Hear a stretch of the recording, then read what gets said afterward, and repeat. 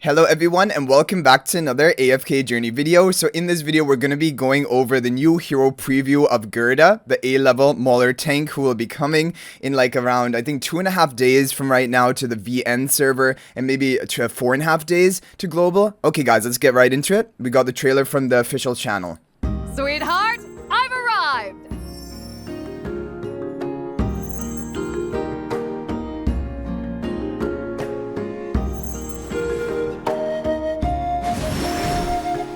So she has Hot Spring Creation and Hot Spring Sleep effect, so some crowd control, increased healing probably with her Hot Spring, and she has a shield and stun, and she is a frontline tank. Okay, interesting. Specialize in AFK stages and arena, I guess, with her crowd control and healing, and synergize with other melee heroes, Shakira, Mikola, Sylvina. Interesting. Okay, I wonder how that is gonna work.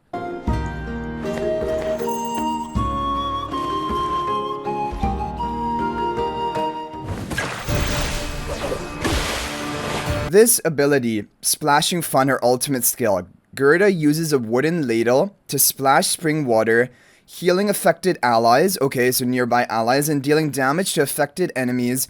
Enemies affected are also put to sleep for some time and cannot move or act.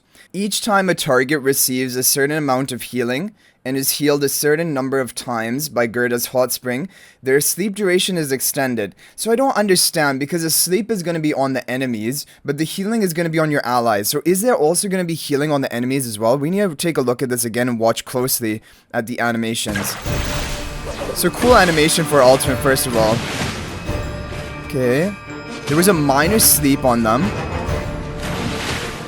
And now a bit more sleep duration with her ultimate, okay.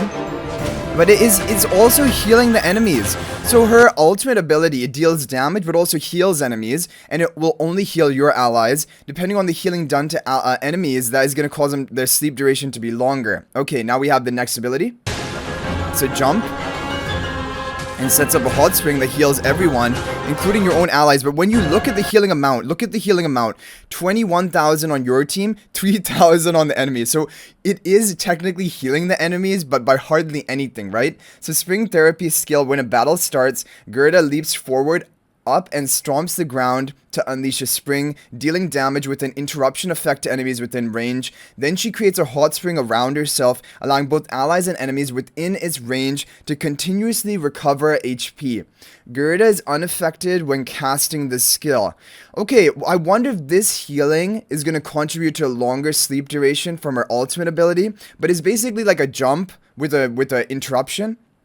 Like stun type effect, creating this Hot Spring which gives massive healing for your team and like healing for the opponents, but like really low healing, honestly.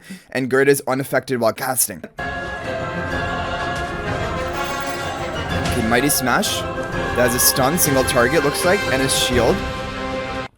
Gerda smashes an enemy with a wooden ladle, dealing damage and stunning them. At the same time, Gerda gains a shield. Okay. Boom. I like the animation of that. It's like a heavy hit.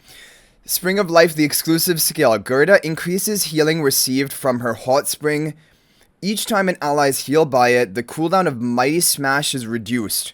And Mighty Smash is the single target shield and stun ability, which will give her more survival. Okay. So increases the healing onto allies. Look at that, 81,000? What? It's like 20 times the healing onto Kruger compared to the enemies who are only 4,000. That is ridiculous. Okay. Like, you know, looking at this, I'm wondering, is this just going to be the biggest, most powerful healer we'll ever have? Because then there is actually a use for her in different contents. Because the thing is, if she's just an average healer, we have a bunch of healers, right? We don't necessarily need another healer. But if she heals way more than any other healer possibly can, then that can be pretty amazing. Stun, that Mighty Smash, because more healing is going to lower the cooldown of Mighty Smash. Now ultimate ability, or is she going to use her ultimate? No. Okay, Hero Spotlight. So here we have like sort of the recap. When battle starts, Gerda stomps the ground to create a Hot Spring. Okay, allowing units within its range to continuously recover HP. But look at the healing amount. Doesn't look too much, right? Because like even though it is 21,000 per tick, the allies are not gaining that much health. And then Hot Spring Sleep. Gerda uses a wooden ladle to splash spring water, putting affected enemies to sleep, during which they cannot move or act. There you go, sleep. Looks like a 3-second duration, 2 to 3 second duration. Then we have the shield and stun. Gerda smashes an enemy with a wooden ladle, dealing damage and stunning them. At the same time, Gerda gains a shield, okay? And then we have increased healing. When Gerda receives healing from the Hot Spring, her healing effect is further enhanced. When she receives healing from the Hot Spring, her healing effect is further enhanced. Yeah, I think that's their exclusive equipment ability, right? Okay, and that is just about it, right? Is that it? Is there any more? Team synergy, like we said, I still don't really understand Sylvina. I guess Sylvina will be jumping into your Hot Spring, because your Hot Spring is up in the front, right? Yeah, that's probably it. Like your melee heroes or your backline assassins. Okay, they say keeping them under control, paired with Mikola's haste and defense buffs, they boost melee fighters like Shakir and Sylvina, allowing them to stay in the fight longer. Okay, I mean, I like this. Look at this. If they're all enemy melee team, then like her ultimate hits everyone and puts them all to sleep. But her damage isn't looking too high, but I guess she is a tank. She's not expected to be a really hard-hitting damage dealer. Don't you want to relax in the hot spring? Okay guys, so overall, I think Gerda's kit and her design is definitely cool, but in terms of actual practical usability and should you recruit for her, that's what we're going to talk about right now.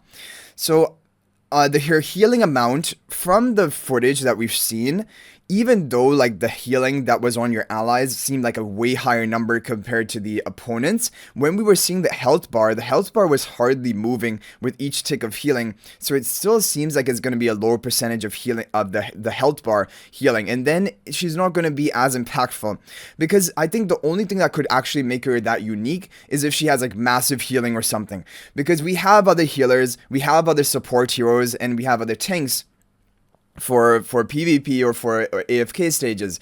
And for AFK stages specifically, I know she has the sleep, and she has a single target stun with her Mighty Smash, but other than that, she doesn't have major forms of like of crowd control, and you need either crowd control or really high damage for AFK stages, and like healing honestly is not needed for AFK stages. You're just trying to fully lock down the opponent and burst them. Otherwise, like if you don't have the damage and you don't have the crowd control, you're not going to be able to clear the stage. So for AFK stages, maybe at an early game standpoint where you need like a crazy tank who also can heal your team, potentially. However, in a later game stage, I don't see how she would be useful. In PvP, yeah, I think it will come down to how much healing does she have, because she does have some interruption effects in her kit, but I'm worried she still has survival issues, because she doesn't have any survival other than her Mighty Smash giving herself shield and then the healing she has. But like usually just healing and burst healing is not enough to keep a team alive. You need to have some form of damage reduction, invincibility, revives, anything like that, but Gerda doesn't have any of that. So honestly, my opinion about Gerda is, again, cool hero like Kalin. However, I think very niche. I don't think most people will probably be recruiting for her. Yeah, she's not looking like a game-changing hero. And for like Dream Realm, there's practically no applications for Dream Realm because of the fact that she is a healer and tank. She doesn't have damage output. She doesn't have buffs for your team. So let's go ahead and take a look a bit at these skills again. We rewatch to see the healing amount. And the sleep duration is slow at the beginning, but as you heal the enemies more, the sleep duration is going to be longer. So looking at the healing at Kruger, like look at that. I mean, this is 21k, and it does go up to 80k when we have the exclusive skill, right? Spring Therapy skill. So we have that healing. Minor healing onto the Kruger. We need to see the exclusive skill. Mighty Smash skill, okay. Now guys, we want to see this one. I want to see how much healing is from her exclusive skill, because this is where the numbers get crazy, right? And we can't actually even see it properly. I wish they would have showed us, because they're all topped off on health. But basically, this is going to be 4 times the healing amount. So, okay, that is the thing. This exclusive skill is looking like the game-changing thing, because it's gonna like quadruple or 4 times your regular healing amount. And if you look at the regular healing amount from this skill, imagine 4 times that healing, because we're gonna get like 82 or 81k instead of 21k per. Like if we look at it here. Like those healing ticks, imagine 4 times that. I still don't think it's gonna be like a huge percentage of your health per second, and that is still the thing, like the enemy will still be able to burst you and nuke you through all of this healing, but it is interesting. Anyway guys, that is those are my thoughts on Gerda. Feel free to let me know what you think about Gerda. Is there anything I missed? Is there anything you disagreed with in what I'm saying? Are you planning to recruit for it? Let me know and why. But yeah, overall, amazing character design, cool skill kit, like very unique and fresh skill kit. However, in terms of practical use, I think most likely going to be a skip for most people. But yeah, I mean, most heroes on Rate of Recruitment have to be a skip because there are very few game-changing heroes which are actually released every season. But anyway, guys, let me know your opinions. If you're not already subscribed to our YouTube channel, guys, smash that subscribe button. We're on the road to 20,000 subscribers. Let's hit it before the end of the season. Also, guys, feel free to join my AFK Journey Discord server. There's a link to that in the description of this video. I look forward to chatting with you guys there. But thank you guys for watching. I'll hope to see you in the next video. And until then, everyone, peace out for now.